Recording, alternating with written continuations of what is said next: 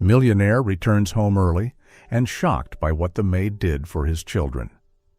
A successful businessman who seemed unshakable as steel nearly collapsed when he discovered what the nanny had quietly done out of a love for his children greater than anything she felt for herself. For years, Damian Carter had only returned to his spacious Seattle home when the clock was close to striking midnight. His schedule was suffocating, 14 hours a day, 6 days a week.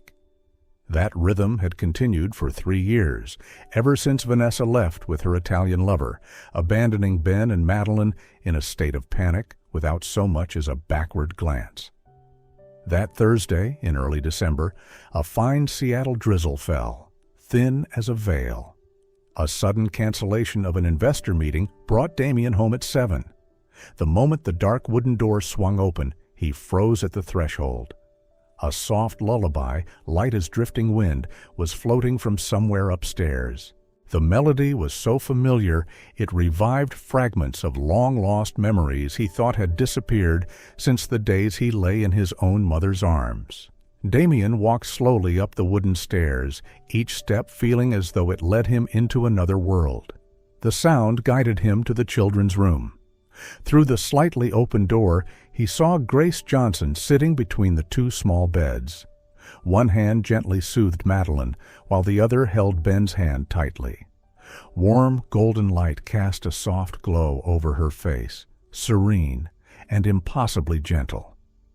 The 2 children gazed at her with absolute trust, an expression Damian had never once received from them, despite being their father. "Miss Grace, can you tell the story about the fawn who lost its mother again?" Ben whispered, his voice soft and pleading. Grace smiled and adjusted his blanket. "Another time, Ben. Tonight you both need to sleep early." Suddenly, Madeline sat up and wrapped her tiny arms around Grace's neck. "I love you the most in the whole world, Miss Grace." A sharp pain gripped Damian's chest as if someone had taken hold of his heart. His children had never hugged him like that. They had never spoken those words to him. He stood frozen, watching Grace press a gentle kiss to each child's forehead before turning off the light. When she stepped toward the door, Damian quickly backed away and went downstairs to avoid being seen. Through the glass wall facing the backyard, he saw Grace carrying an old cloth bag, quietly leaving the house near 8 p.m. Her contract required her to work only from 7 a.m. to 6 p.m., but she stayed late just to lull his children to sleep. No one asked her to, no one paid her extra, and she had never once mentioned it. That night, Damian knew he could no longer ignore what he had seen. He called Claire, the family's longtime housekeeper, into his study to ask for the truth. Claire, who had been with the Carter family for more than 15 years, stiffened at Damian's question. She adjusted her reading glasses before answering in a slightly trembling voice. "Sir, she does all of that voluntarily." Damian frowned. "Voluntarily how?" "The children, especially Ben, have had trouble sleeping ever since Mrs. Vanessa left. Grace said she couldn't bear to let them cry alone. She asked to stay a little longer to help them fall asleep." Damian stood still. "Why didn't anyone tell me this?" "Grace asked us to keep it quiet.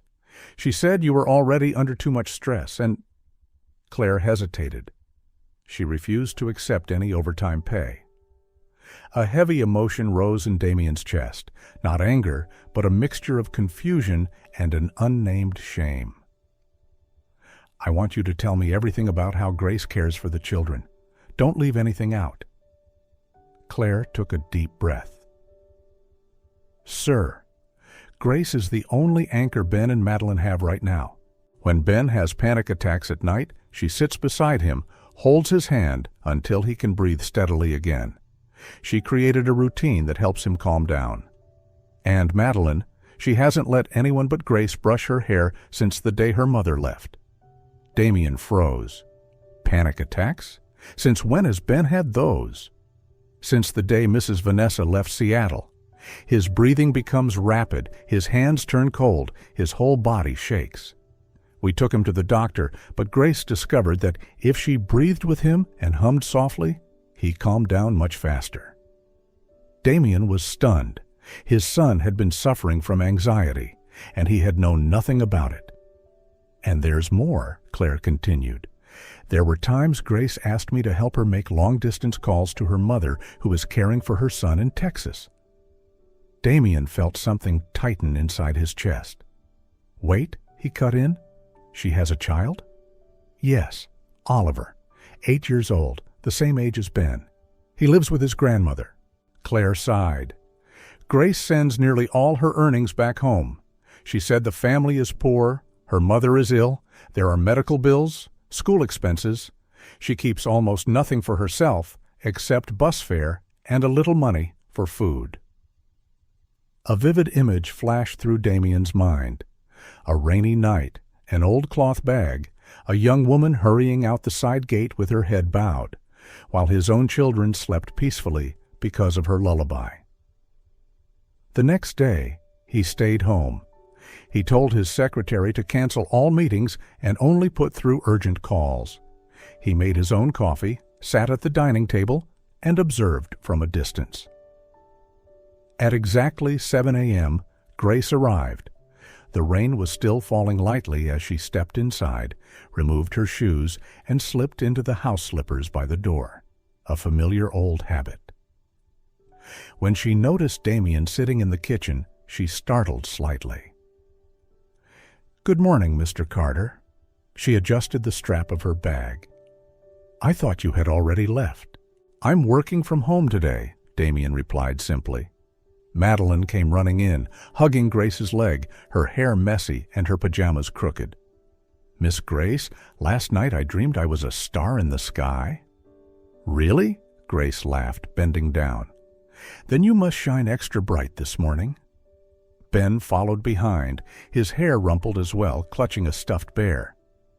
I slept," he said softly, as if announcing a great victory. "I'm proud of you," Grace said gently, giving his hand a small squeeze. Damien suddenly realized he had never used the word proud with his children in such a tender way. "Miss Grace, can you come to my performance this afternoon?" Madeline asked shyly. "What performance, sweetheart?" "Today is Mother's Day at school. Each student has to sing a song for their mom. But my mom isn't here." The sentence trailed off, but the embarrassment and sadness were clear. Grace gently stroked her hair. "I'll come. What time do you perform?" 3 o'clock. Damien knew very well that 3 o'clock was the time Grace normally cleaned the 3rd floor. Yet she smiled softly, as if nothing mattered more in that moment than Madeline. "I'll sit in the front row and cheer for you." At 3 p.m., Damien sat in his car, parked a few houses away from Greenwood Elementary. He had told Grace that he had a meeting nearby and could drop her off, but when they arrived, he stopped, pretended to receive a conference call, and told her to go ahead. In truth, he called no one. He sat there, looking through the windshield, watching Grace hurry into the school, with Madeline running beside her, holding her hand. 5 minutes later, he turned off the engine and walked toward the gate. The smell of damp wood, children's laughter, and announcements over the speakers filled the air. Inside the small auditorium, parents and children sat in rows. Damien stood behind the door, watching. He saw Grace seated in the back row. She wore a simple, clean coat, her hair neatly tied back. Her smile glowed like sunlight. When the performance ended, Madeline ran off the stage and threw her arms around Grace. Grace lifted her up and kissed her forehead. A parent sitting nearby turned and asked, "Are you Madeline's mother? You two seem so close." Grace flushed, flustered. "Oh, no, I'm just her nanny. I work for the Carter family." The woman raised her chin slightly. "Oh, but the little girl talks about you all the time. I thought—" Damien saw Grace gently pull her hand away from Madeline and step aside, as if afraid she had crossed a boundary she wasn't supposed to. His chest tightened. He stepped in, breaking the awkward moment. "Excuse me, I'm late. I'm Damien Carter, Madeline's father." He turned to the woman. "And this is Grace. She's been an incredible help to our family. Without her, I don't know what would have happened to the three of us." Grace looked at him, a flicker of astonishment in her eyes. And in that brief moment, Damien realized he had just done something he had never done before, publicly acknowledging the worth of someone who had always worked quietly in the background. That evening, Damien asked Claire to take the children upstairs first. He remained in the living room, waiting for Grace to finish washing the dishes. When she hung up her rubber gloves and wiped her hands on a cloth towel, he spoke up. "Grace, could you sit down? I'd like to talk." She startled slightly at the way he addressed her, but she still pulled out the chair across from him. "Yes?" "I learned that you have a son," Damien said, trying to keep his voice steady. "His name is Oliver, right?" Grace immediately lowered her head, her hands tightening together unconsciously. "Claire told you already? I'm sorry. I didn't mean to bring my personal life into work." "There's nothing to apologize for," Damien said softly. "I'm just surprised that after 3 years I never knew about it." "That was my choice." She forced a small smile. "A workplace should be somewhere you leave your personal problems at the door, shouldn't it?" "Not necessarily, especially when those personal problems prevent you from seeing your own child." He leaned forward. "How long has it been since you last saw Oliver?" Grace pressed her lips together. Half a second of silence passed before she exhaled. 8 months. Damien blinked. 8 months? You haven't flown home to visit him? "Plane tickets are expensive, Mr. Carter." She smiled, though her eyes were beginning to redden. "If I saved for a few months, I might be able to buy a ticket, but my mother is sick. Medicine, hospital fees. Oliver needs new clothes, books for school. I think he needs my money more than he needs me there for just a couple of days."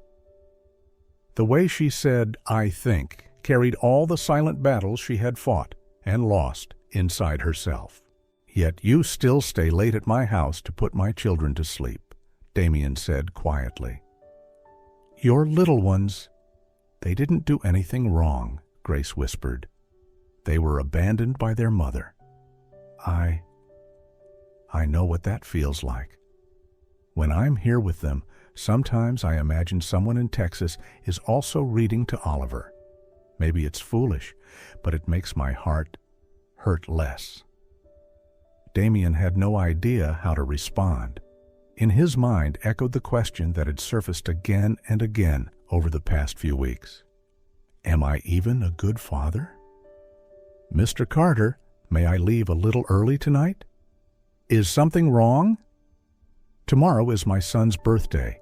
I want to call him right at midnight." Grace's face lit up at the mention of her child, but beneath that light was a deep, aching sadness. "You're not buying him a present?" "I sent money home so my mom could buy him a small cake and some candy.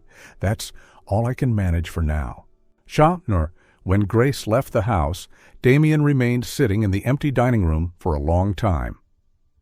Tomorrow was the 9th birthday of a child, the son of the woman who loved and cared for his children as if they were her own.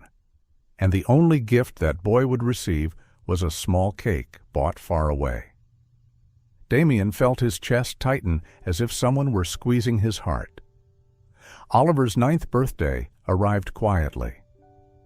Grace still came to the Carters' home on time with her usual gentle smile, though the dark circles under her eyes were much deeper. When Damien unintentionally walked into the kitchen and saw her sitting in a corner making a video call to her son, he paused. On the small phone screen appeared the face of a little boy with curly brown hair and bright dark eyes, framed by an old wooden house behind him. "I'm sorry, sweetheart. Something came up last night, and I couldn't call to wish you happy birthday. I sent your present. Please don't be upset with me," Grace said, forcing a smile. "Or maybe I'll find a way to bring you to Seattle to be with me." "It's okay, Mom," Oliver grinned, showing his missing teeth. "I have Grandma here, and some friends.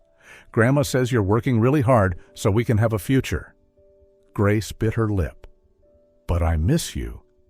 Oliver held up an old worn toy car to the screen. "I got your present. I'm really happy." The video ended, the screen going dark. Grace set the phone down, sat still for a moment, her hand lingering over the empty space where her son's face had just been. She wiped her tears with the back of her hand, took a deep breath, then stood, squared her shoulders, and went back to work as if nothing had happened.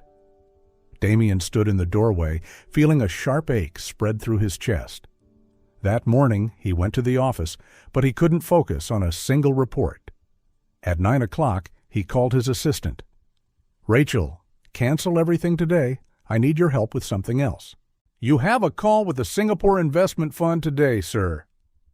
"Cancel it," Damien said firmly, "and find me a same-day delivery service to El Paso, Texas." 2 hours later, a small delivery truck stopped in front of the house where Grace's mother lived with Oliver. Inside were a blue bicycle, a box of building toys, several new outfits, school supplies, and a large birthday cake with 9 candles neatly placed on top. The card attached contained only one short sentence. "For Oliver, happy birthday, from Ben and Madeline." The next morning, when Grace arrived at the house, her eyes were red, but not from lack of sleep this time. "Mr. Carter." She hurried into his study, gripping her phone tightly. "My mom just called.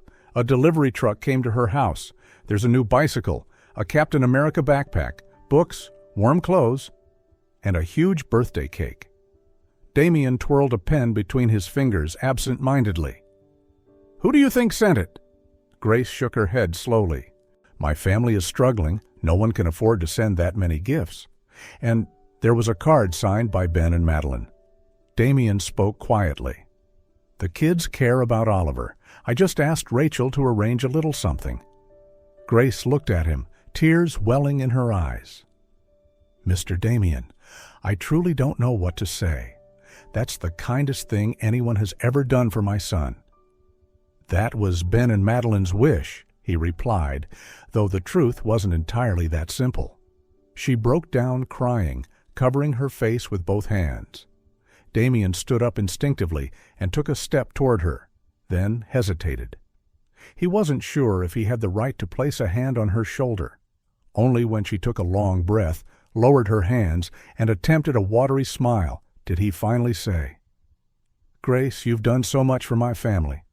I'm only giving back a fraction."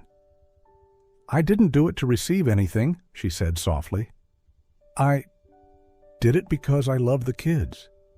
He met her eyes. "I know." And perhaps for the first time he truly understood the weight of those words. Time passed, and the Carter household slowly changed its rhythm.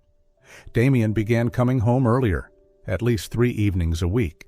He learned how to sit on the living room floor and build Lego sets with Ben, listening to the boy talk about his fear of presenting in front of class instead of simply asking, "What grade did you get?" He learned how to brush Madeline's hair.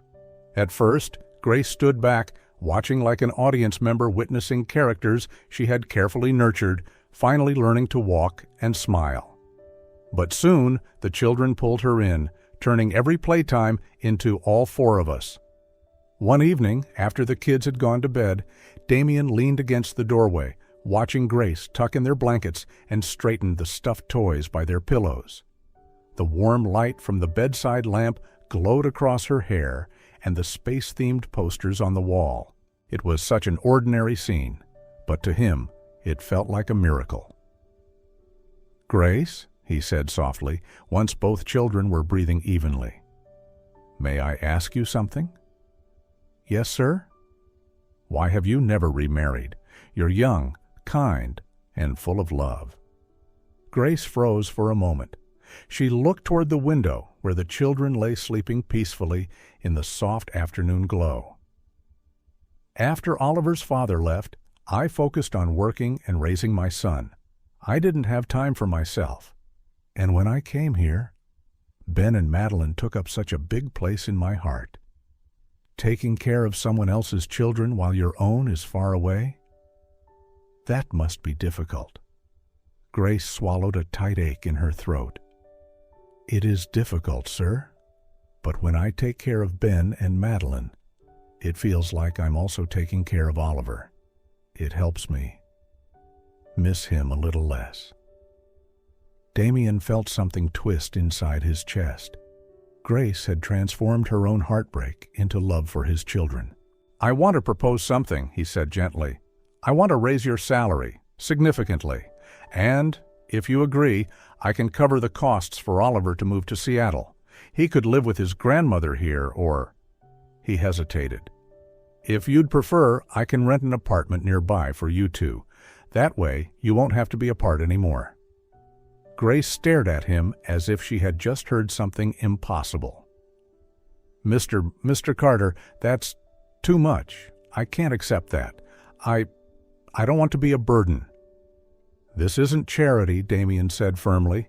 You're doing the work of 3 people for my family.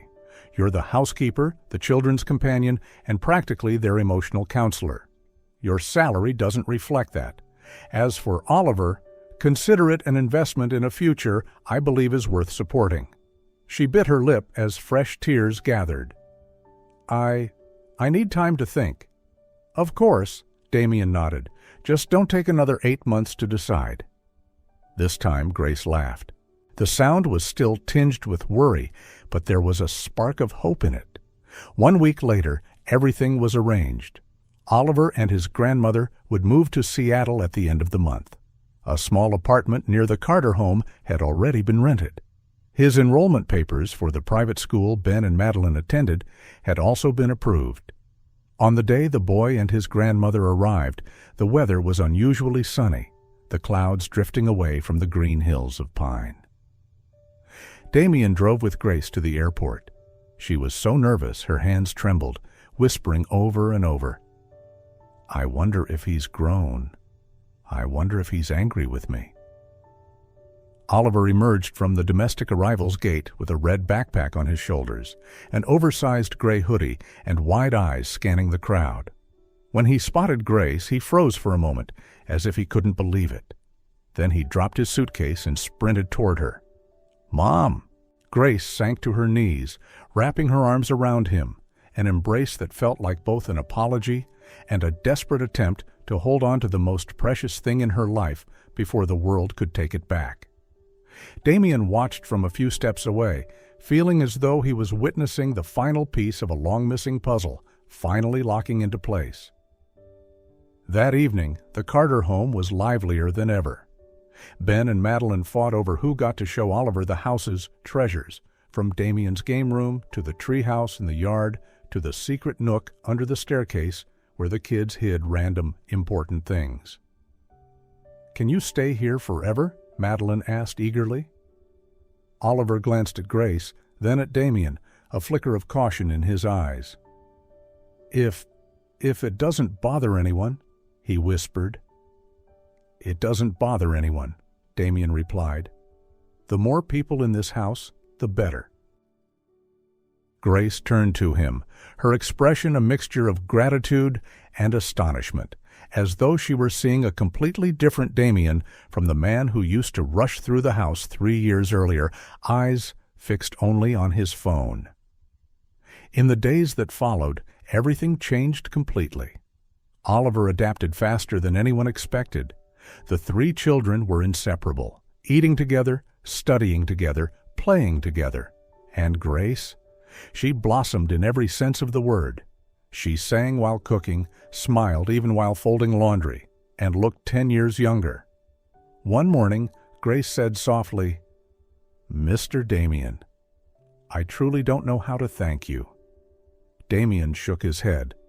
No need to thank me. You deserve it. Grace looked at him, her eyes deep and searching. But why did you do all this for me and my son? Damien was silent for a few seconds before answering honestly. Because you loved Ben and Madeline in a way that I never did. You made me realize how much I had lost." Grace shook her head immediately. "No, sir. You've always tried your best for the children. But I wasn't there when they needed me most. I didn't know how anxious Ben was, or what Madeline's favorite song is. Things you know better than I do."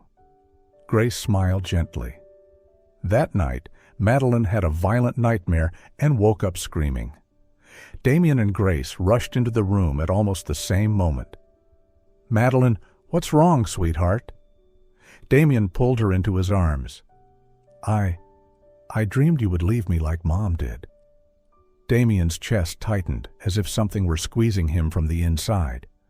He carried Madeline to his own room and sat down beside her. "Madeline, look at me. I will never leave you. Never. Do you believe me? Do you really promise?" "I promise." Damien turned to Grace, who was standing silently in the doorway. "And if you want, Grace will always be here with you too." Grace stepped forward, her voice warm as a winter blanket. "Sweetheart, I'm always here for you. And Oliver too." Madeline finally stopped crying and fell asleep in Damien's arms.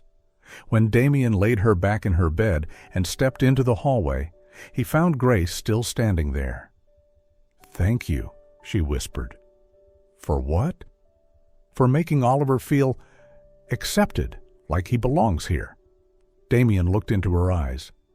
"Oliver belongs here, Grace. Both of you do?" That night, Damien lay awake for a long time.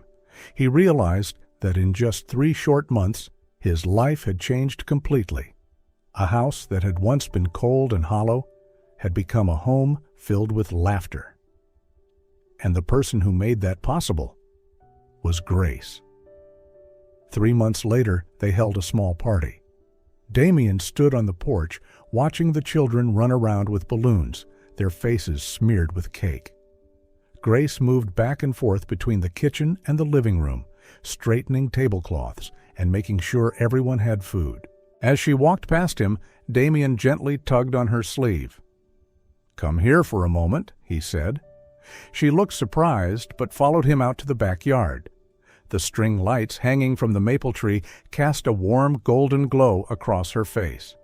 The children's laughter drifted from inside like background music. "Grace." Damien stood before her, his hands tucked into his pockets to hide their shaking. "I've thanked you many times, I know, but there's something I still haven't said." She blinked. "What is it?" He took a deep breath. "You didn't just save the kids. You saved me." He looked into her eyes, speaking slowly.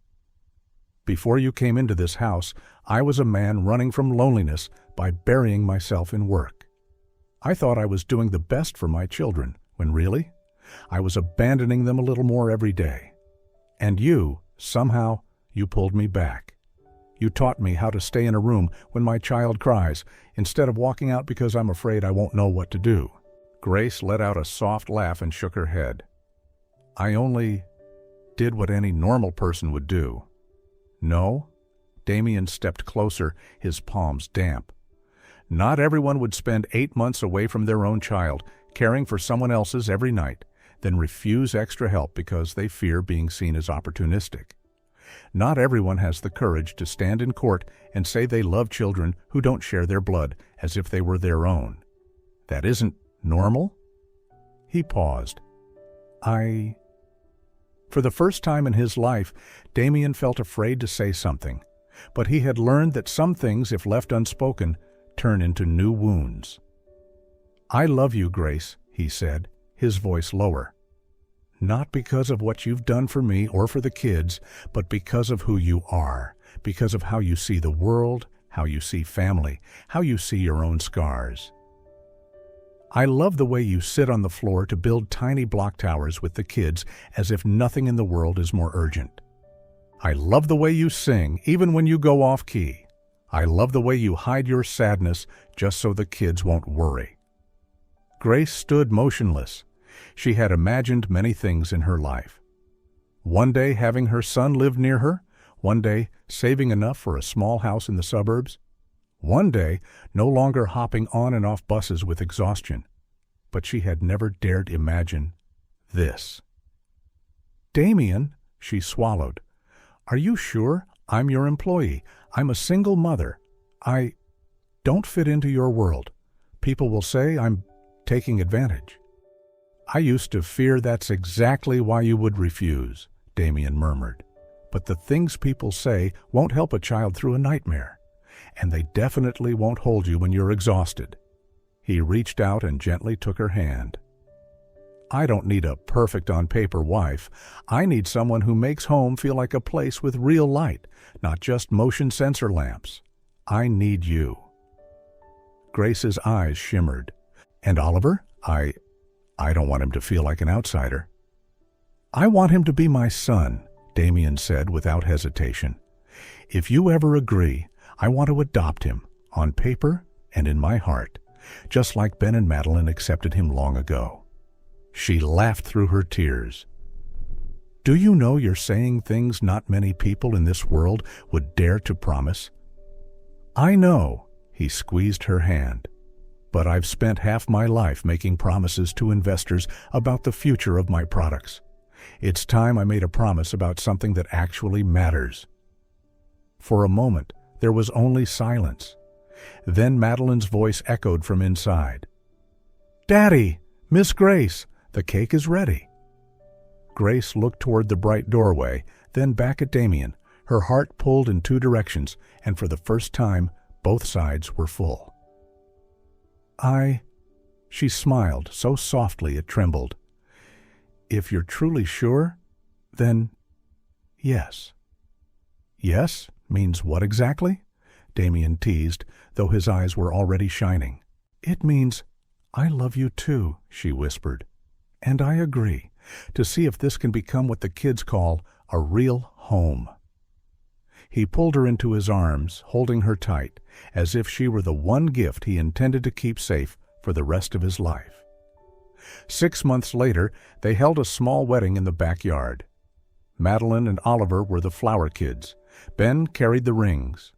Claire sat in the front row, tears slipping down the corners of her aging eyes.